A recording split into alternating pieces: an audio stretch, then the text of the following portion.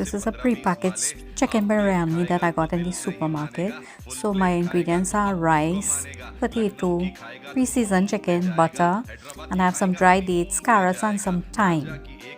I'm gonna blend the carrots, thyme, and dates. I'm adding some salt and black pepper to that. And then I'm going to add the biryani seasoning to the rice and mix it all up. So the preparation part of my meal took like 10 minutes. So on a low heat, I'm adding some oil to a non-stick pan, and I'm going to lay the thinly cut potatoes. I just use like one medium potato.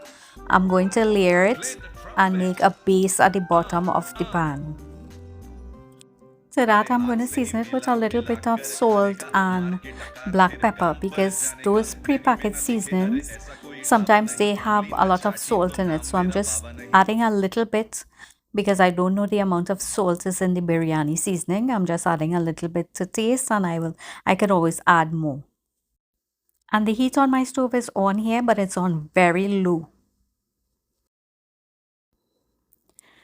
So I'm going to top the potatoes off with the rice that was mixed with the biryani seasoning, and I'm just going to spread it all around on top of the potatoes.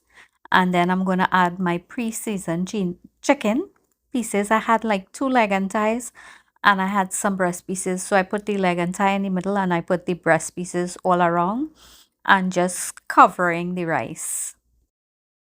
So the amount of water that I added to my bullet when I was blending the vegetables and the seasoning is twice the amount of the rice on average. So the heat is still on low, and to this mixture I'm adding some whole grain jeera and some turmeric powder, and then I'm going to pour it all over the rice, meat, and potatoes, and make sure it's covering the ingredients in the pot.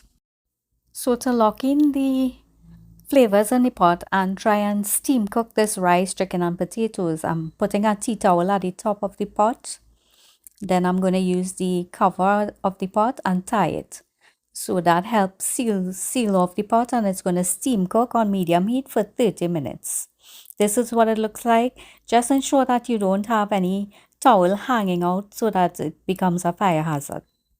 Also be careful when you're opening the pot, because the amount of steam that's going to come out, you can get easily burned.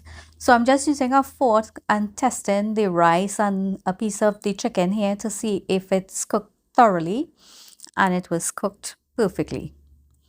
So I'm going to try now one of these pot dumps, where they dump the whole pot into the dish.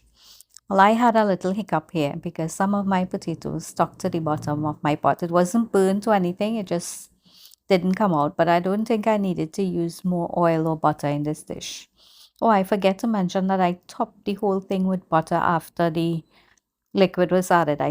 I had pieces of butter on the top of the rice. The aroma from this dish was just amazing when I opened that pot. And I just served this with a simple salad. And of course, I'm going in the traditional way with my hands to try and enjoy and feast on this meal. It was really, really delicious and satisfying.